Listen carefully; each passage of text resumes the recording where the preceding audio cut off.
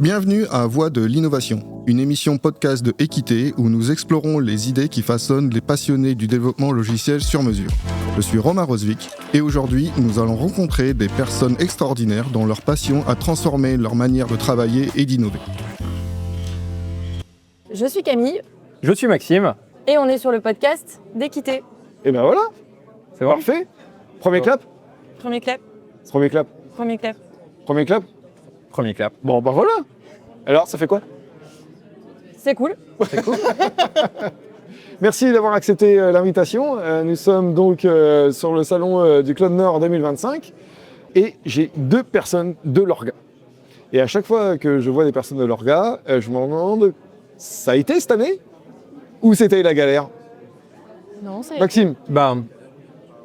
Moi, je suis là depuis le départ sur Cloud Nord. Du coup, on est de mieux en mieux, on est de plus en plus rodés. Ouais.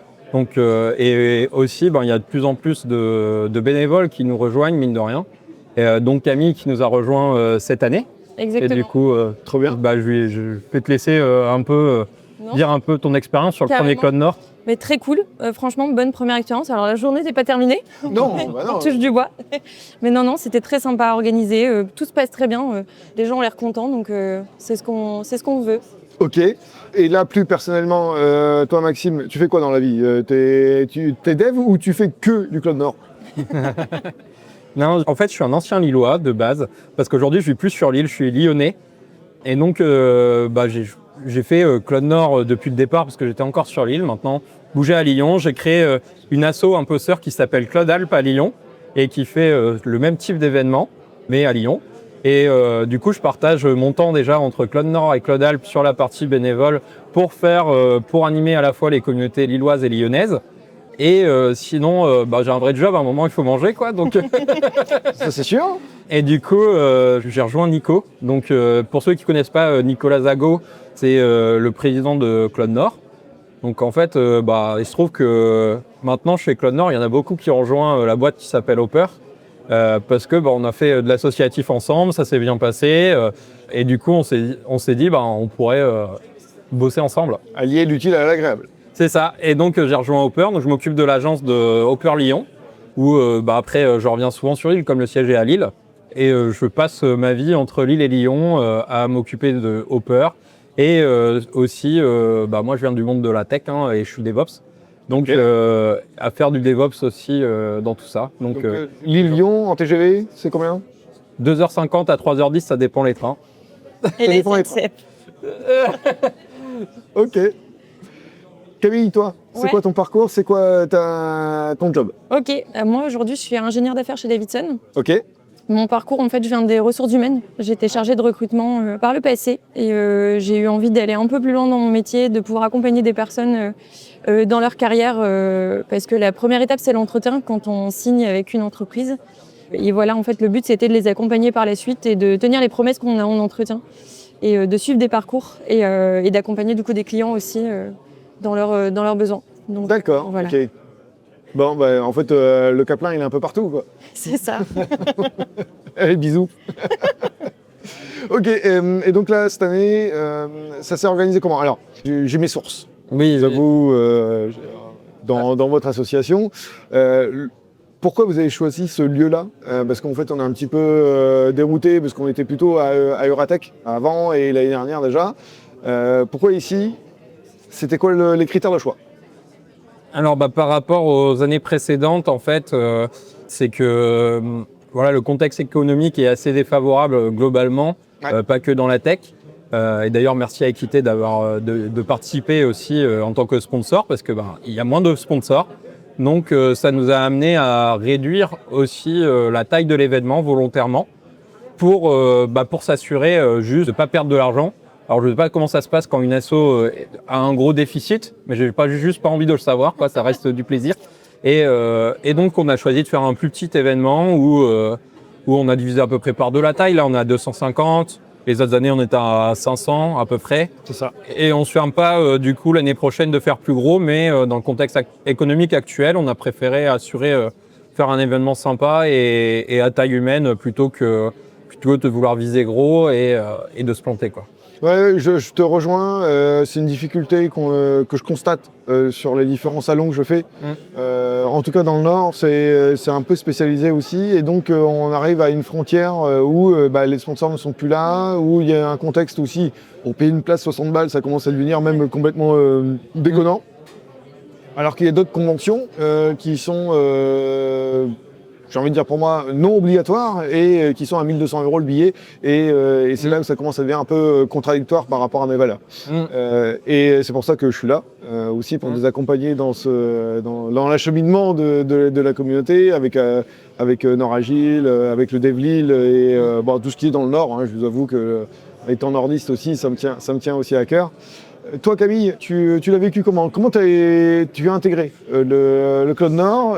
C'est parce que c'est encore le Caplin qui a fait son truc ou Oui, Non. c'est autre chose. J'ai participé à la précédente édition de Cloud Nord. Ah oui, d'accord. Okay. Et en fait, j'ai échangé avec plusieurs organisateurs, très cool. Enfin, le feeling super bien passé. Ouais, d'accord. Oui, et puis, on a rigolé, mais j'ai vu Emma enceinte sur scène, qui était bien enceinte. Elle était bien enceinte, oui. C'est ça, voilà. Et je me suis dit, allez, je vais la rejoindre. Une nana, je trouve que voilà, on est assez peu quand même dans ce domaine-là. Oui, j'avoue. Donc, c'est assez cool quand on trouve des organisations où il y a déjà des filles.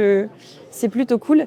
Et puis en discutant au DevLille, parce qu'on s'est recroisés là-bas, je me suis dit allez, je me lance. J'avais une de mes collègues qui avait fait la Gilil en tant que bénévole qui m'en a parlé un petit peu. Ça m'a donné envie de sortir un peu du quotidien et de créer du lien autrement que par le rôle que j'occupe dans ma boîte, mais aussi de sortir de ça et de rencontrer des gens différemment.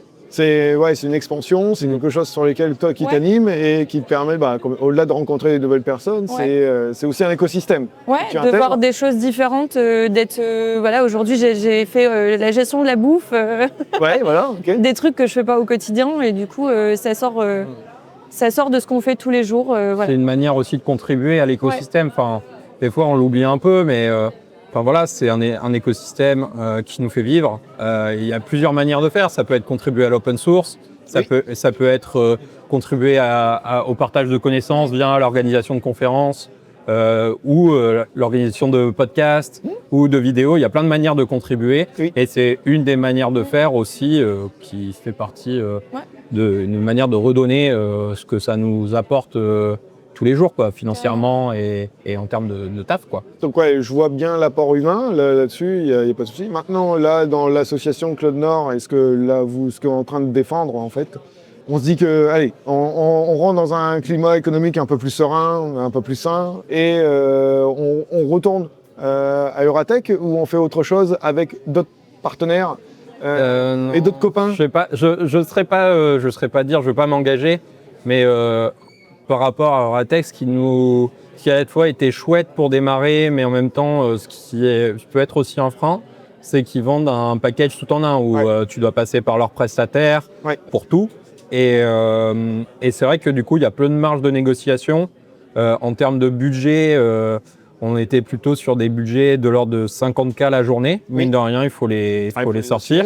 Et avec peu de marge de négociation sur le choix des prestataires, etc., pour diminuer un peu ce budget. Et il y avait des choses qu'on payait vraiment très cher. Donc, à mon avis, je pense que c'est peu probable qu'on retourne là-dedans, sachant que c'est aussi ça qui nous a fait un moment partir, où c'était bien pour commencer.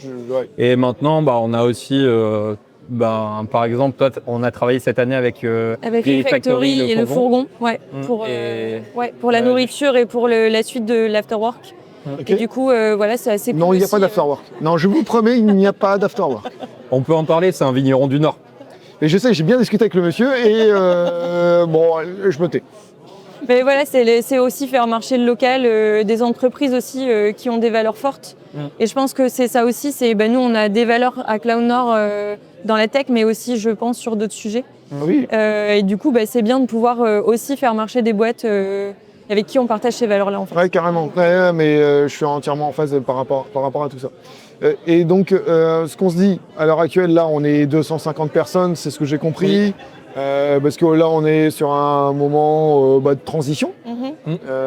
Demain, c'est quoi vos envies? Je pense que c'est au moins de retourner aux 500 personnes où on était. Ça, on est capable de le faire. Après, en fait, ça dépendra aussi du nombre de bénévoles. Enfin, mine de rien, on n'est jamais assez. Il y a 1 million de tâches à faire. Là, cette année, tu t'es pas mal occupé de l'organisation au niveau nourriture, mais aussi communication. Communication, ouais. Il y a des tâches développement d'applications. On a nos petites applications internes. On le fait sur notre temps. Il y a de l'organisation en général, juste être présent le jour J et distribuer la nourriture, s'assurer, rediriger les participants. Enfin, il y a plein de tâches. Il y a la billetterie, checker les billets, etc. Et ça dépend vraiment du nombre de bénévoles, quoi. Donc, plus il y a de bénévoles, plus c'est facile aussi de faire des choses plus grosses. Mais vos entreprises vous soutiennent dans cette démarche. Oui. C'est important de le dire, parce que sur Devlil, j'ai aussi ce genre d'interaction et d'échange. Voilà, quand tu es freelance, tu fais ce que tu veux. Mais pour Gérard qui est chez Decat est au courant de tout ça, il l'accompagne dans cette démarche-là. Et donc là, je sais que vous êtes accompagné aussi pour vous libérer du temps sur tout ça, mais ça reste quand même bénévolat en partie, en grande partie. C'est ça. Et de l'engagement, parce que vous le faites le dimanche ou le soir, je sais pas comment vous êtes le soir, réunis. Entre midi et 2, on se voit, on se dispatche les tâches, on discute, savoir il y a quoi faire, etc. Ou il y a tel problème, comment on le résout, quoi.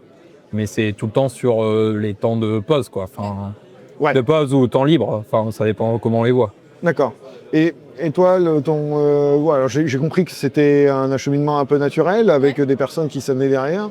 Maintenant, toi, qu'est-ce que tu y retrouves là, parce que tu es devant tout le monde, tu vis le moment, ça te procure quoi? T'es déçu ou t'es... Ah non, c'est du kiff. C'est du kiff. Non, mais c'est du kiff. En fait, de voir les gens avec le sourire, qui s'éclatent, qui échangent, qui apprennent des choses, qui viennent nous voir dès le matin en disant ouais, l'orga c'est génial. En fait, on se dit juste on a réussi ce qu'on fait. Nous, on remarque tous les petits trucs qui vont pas. En fait, on va s'arrêter sur on n'a pas réussi ça, ou tous les petits points négatifs. Et en fait, on se rend compte qu'on est les seuls à les voir. Et qu'en fait, les gens sont contents de l'événement. Et en fait, je pense que c'est vraiment ce qu'on recherche. Voilà, que les gens repartent contents de cette journée, qu'ils aient appris des choses, qu'ils aient fait des rencontres. Et qui gagnent des Lego. Oui, la même Game Boy. Il y a 3 stands qui ont les Game Boy, ou 4, je sais plus, mais c'est peut-être sorti dernièrement. Voilà. C'est ça. Mais non, c'est vraiment ça. C'est le plaisir. Et donc toi, tu étais plutôt préposé à la com, c'est ce que j'ai compris, au marketing, et tu étais associé. Emma m'a dit je suis toute seule à la com. Ah oui, d'accord, ok, c'est bien m'aider, c'est ça. Voilà, donc je l'ai aidée sur la com, même si c'est pas le truc le plus naturel chez moi. Ah oui, ok. Non, mais je me suis dit allez, c'est aussi se mettre en difficulté et faire des choses qu'on avait, ce que je dis en fait de sortir un peu de son quotidien. Je pense que c'est aussi ce que tu disais tout à l'heure, ce qui est bien d'avoir des nouveaux aussi, c'est de nous apporter des idées nouvelles chaque année et un air frais. Parce que je pense que en fait, quand on est dans le quotidien, on a l'habitude de ce qu'on fait et ça permet d'avoir des nouvelles idées. Voilà. Et puis mine de rien, la dispo aussi des gens peut changer, même si des fois, il y a des années, telle personne va pouvoir moins s'investir parce que elle est devenue maman ou papa, ou parce que il y a des périodes où il n'y a pas de temps disponible et ça arrive. Et le fait qu'il y ait des nouvelles personnes, ça donne aussi des nouveaux élans, des nouvelles idées, effectivement, comme tu l'as dit, comme en entreprise, quoi. Ça permet de garder une dynamique et ça, c'est important. Et l'événement, il est fait pour la communauté, donc c'est la communauté, au final, qui doit contribuer à cet événement pour qu'il reste encore de nombreuses années, quoi. À un moment, les gens peuvent changer, il faut avoir d'autres personnes et le but, c'est que ça reste. Entièrement. Par contre, pour que ce type de salon fonctionne, on a des sponsors, machin, on en a parlé, mais il faut aussi des oratrices, des orateurs de renom aussi, quelquefois, qui viennent. Vous avez participé à la sélection du CPF qui était associé. Ok. C'était quoi les critères de cette année? Parce que je sais que les critères changent d'une année à l'autre en fonction des associations, en fonction des mouvements et de ce que vous voulez mettre aussi en avant. C'était quoi là pour vous l'enjeu, ou en tout cas la mise en avant que vous vouliez faire? Ou s'il n'y en a pas, c'était simplement du kiff et puis ça fonctionne aussi. L'essentiel, c'était quand même de rester sur le thème du cloud, assez central, parce qu'on a eu quand même énormément de propositions sur l'IA. Oui. Avec les sujets, voilà. Donc on a essayé de faire une proportion assez équitable sur les différents thèmes. Essayer de faire des choses nouvelles aussi, pas forcément faire que des talks qui sont passés déjà sur d'autres conférences, locales notamment. Puisque si les gens ont déjà vu le talk il y a 2 ou 3 mois, forcément, ça va moins Ou déjà sur attirer. YouTube, Voilà. etc. Donc voilà, et après, Après, il y a aussi, à Cloud Nord, on essaye de mettre un maximum. Il y a un barème avec un système de points. Alors, je n'ai plus en tête exactement, mais il y a des points bonus quand les speakers sont du Nord, où ça permet d'essayer de s'assurer qu'il y ait quand même une masse un peu critique de speakers du coin, parce que le but, c'est vraiment de mettre en avant ce qui se fait dans le Nord. Et ensuite, il y a le tremplin qui permet de mettre en avant des nouveaux speakers où ils sont accompagnés par des coachs. Et ça, c'est une volonté en fait d'essayer de mettre des nouvelles personnes un peu sur le devant de la scène et de les accompagner parce qu'elles ont envie de devenir speakers ou speakers. Et on essaye d'avoir à peu près, grosse maille, mais un tiers de personnes, on les connaît pas trop, mais elles sont nouvelles et on veut leur donner leur chance. Des personnes où c'est des speakers, speakers confirmés, et un tiers où ça va être vraiment un peu des noms un peu tape à l'œil, déjà bien connus de la scène tech, pour aussi donner aux gens envie de venir. Voilà, ils s'intéressent vraiment beaucoup au sujet. Et moi, j'ai déjà beaucoup discuté. Enfin, je vais souvent dans plein de confs, différents coins de France. Et souvent, il y a quand même quelque chose où il y en a qui s'attendent des noms, mais il y en a, ils regardent vraiment que les sujets. Et c'est vraiment, ils s'intéressent au sujet. Et donc, si tu prends que des speakers qui tournent sur toutes les confs, à un moment, les sujets, ils ont déjà été dits et tout. Et du coup, tu perds. Donc, pour avoir un maximum de monde, il faut aller chez les jeunes, parce que les jeunes, ils ont aussi des sujets du coup qui ne sont pas donnés et qui n'ont pas été donnés. Et ça, c'est chouette. Et en plus, ça aide des personnes à se mettre en avant et à les accompagner. Et si on peut lancer une carrière, c'est génial. Avoir des confirmés, parce que ils connaissent, ils savent déjà bien parler, ça donne aussi la qualité à l'événement, mais essayer de chercher leurs sujets nouveaux et avoir quelques têtes d'affiche pour montrer que c'est un événement sérieux aussi. Sérieux, ouais. Et toi Camille, quand tu as participé donc à cette sélection, parce que c'est clairement ça fait quoi? ça fait quoi Parfois, ça fait mal à la tête. C'est vrai? Non, mais en fait, t'as intérêt à lire un peu au fur et à mesure, parce que en fait, au début, on s'est dit c'est assez calme. Après, on a eu une grande vague sur la fin, ça s'est assez précipité, donc on était très contents d'avoir autant de participation. Mais moi, je suis pas tech à la base. Je connais et je fais de la veille et je me renseigne. Mais quand les sujets sont super techniques, j'ai préféré dire je ne vote pas. D'accord, ok. Je préfère laisser des personnes qui comprennent vraiment les sujets quand c'était très technique. Mais du coup, c'était intéressant de voir à quel point on avait une diversité, comme on le disait, de parcours. Des fois, des personnes qui nous ont proposé 3-4 talks et d'autres personnes un seul. Donc voilà, c'était sympa, intéressant de voir la diversité et de voir les différences de sujets aussi. Ok. Donc, voilà. Je rebondis sur un truc que tu as dit tout à l'heure, c'est sur l'aspect IA. Vous avez eu beaucoup de speaks ou de propositions, de talks sur le IA. Beaucoup, ouais. IA, Claude, c'est peut-être normal, non? Ouais, après, il peut y avoir des sujets IA avec le cloud. Je te coupe, je vais me faire défoncer par Julien, je sais, mais c'est assumé. Et ouais, c'est pas incompatible, l'IA, de toute façon, elle touche tous les domaines. C'est juste qu'à un moment, il n'y a pas que ça non plus. Et pour avoir une diversité dans le programme aussi, en tant qu'orga, on cherche à avoir aussi peut-être des notions un peu plus d'architecture. Voilà. Ou, on revient sur du fondamental, sur il y a toujours besoin de le fondamental. système d'information qui soit intégré dans les entreprises, qui perdure dans le temps, qui soit le moins coûteux possible et qui soit au service des métiers. C'est ça. On revient sur un truc un peu basique. Il y a toujours besoin des bases et pas que la hype. C'est bien d'avoir des sujets hype aussi parce qu'il faut inspirer les gens. Mais il faut aussi des sujets un peu plus classiques sur de la sécurité, sur du Kubernetes, sur ce genre de techno, parce qu'il n'y a pas que ça en fait. Et le but c'est d'avoir une belle vision de ce que c'est le cloud. J'ai une vision d'autres conférences et d'autres associations aussi comme la vôtre. Et alors là, on est d'accord, c'est une phase de transition. Mais en termes de stratégie, ça serait peut-être cool d'avoir carrément des éditeurs qui amènent de l'infrastructure à venir ici. C'est peut-être un besoin ou une demande que vous faites, ou c'est quelque chose sur lequel vous n'avez jamais opté? Et c'est quoi les barrières en fait? Je m'étonne de ne pas avoir certains accords. Alors, je ne vais pas les nommer parce que sinon... On peut en nommer, on en a déjà eu. On a eu Oracle, Je ne sais plus si on a eu OBM. Non, mais on a eu OVH sur plusieurs années. Hein, là, j'essaye de me souvenir, je me souviens plus de tous. Ah si, on a eu Rancher avec Fuse. Il y a eu Datadog déjà. Et ah oui, il y a eu un concurrent de Datadog, j'ai oublié lequel, mais on en a eu plusieurs dans cet écosystème-là. Là, cette année, il faut savoir aussi qu'on a refusé des sponsors.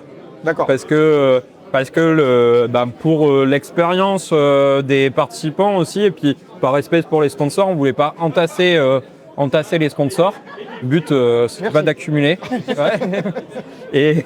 Et donc, on avait un nombre limité de places. Les places, elles ont été prises. C'est ceux qui étaient le plus intéressés qui ont été servis avant. Et après, tant pis pour les autres, malheureusement. Il y en a qui sont rabattus sur des offres digitales. Mais voilà, on avait un espace limité. C'est comme ça. Et on se dit que pour l'année prochaine, les années d'après, un appel On se ferme pas les portes. aux éditeurs, aux fournisseurs de services cloud et ce genre de choses. Ça nous intéresse. Go, quoi. Il y aura de la place et en plus, on est en lien avec d'autres associations au DevLille. Enfin voilà, on se connaît aussi un petit peu tous. Ouais. Sur l'île, je vous assure qu'il y a des grands bâtiments, des grands monuments qui sont là où on peut accueillir beaucoup de personnes. Le tremplin, on le partage en fait finalement. Exact. Et je voulais en venir là-dessus. Merci. Mais non, mais tu deviens. Alors vas-y, tu prends la place. Tu deviens animatrice. Ah mais moi, ça me va très bien. Donc, je vais dire, il y a déjà des actions communes au niveau du tremplin. Et si t'en parles, je te laisse la main. Alors moi, j'ai participé pour voter cette année. Je découvrais ça. Mais du coup, c'est un événement où, c'est ce que tu disais tout à l'heure, des jeunes speakers sont accompagnés par des plus expérimentés pour leur donner les tips, pour apprendre à parler en public, comment se présenter et puis construire en fait toute la conférence. Du coup, pendant une soirée, on a 6 cette année, c'était 6 personnes, je crois, pendant 20 minutes chacun. Et du coup, à la fin, toutes les personnes qui étaient présentes votaient pour les 3 meilleurs, les speaks qu'elles préféraient. Oui, voilà. Et du coup, il y avait le DevLille et Cloud Nord du coup, qui ont pris des speakers qui ont été élus les 3 meilleurs.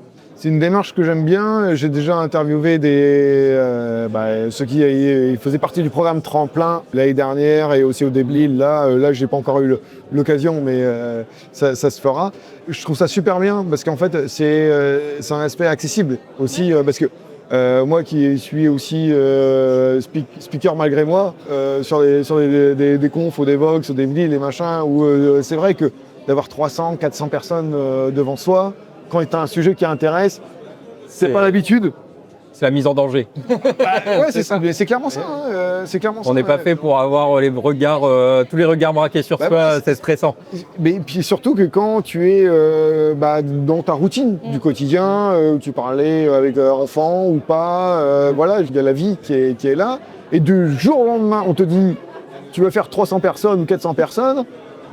Bon, même 100 ou même 10, c'est quand même impressionnant, faut pas se leurrer. Et quand il n'y a pas l'habitude de faire tout ça, c'est quand même assez compliqué et je trouve ça vachement louable et vachement bien d'avoir fait ce protocole ou cet onboarding du tremplin qui permet de révéler des personnes, parce que j'en ai déjà aussi interviewé et même des tremplins du Cloud Nord l'année dernière ont été au Devox. Ouais. Donc ça fait des pépites, c'est super cool. Ça. Et puis on continue comme ça en fait. C'est un peu l'idée de l'association et de ce qu'on veut faire ici au Cloud Nord et donc à fortiori au DevLille. De toute façon, dans tous les sens, c'est le principe de l'association, c'est l'entraide de manière générale. Que ce soit en termes de sponsoring, en termes de speakers ou pour les participants, c'est que tout le monde y gagne quelque chose. C'est ça. Et l'association, elle fait juste le lien pour dire on se regroupe sur tel thème et voilà, ça reste du partage de manière générale, quoi. On arrive à la fin de cet épisode. Merci pour votre engagement. Merci pour tout ce que vous avez fait pour cette année 2025 et pour toi, pour Lyon, ce que j'ai compris, avec ton engagement derrière. On se retrouve l'année prochaine. On se retrouve l'année prochaine et merci à toi de nous avoir invités et puis à Equité encore pour le sponsoring. On se retrouve l'année prochaine. On refera ça. Avec plaisir. Merci. Ciao, Bye. merci beaucoup. Merci d'avoir écouté Voix de l'innovation. Nous espérons que vous avez trouvé cette conversation inspirante. Suivez-nous sur vos plateformes de podcast préférées pour ne pas manquer nos prochaines émissions avec de nouvelles personnes passionnées de développement logiciel.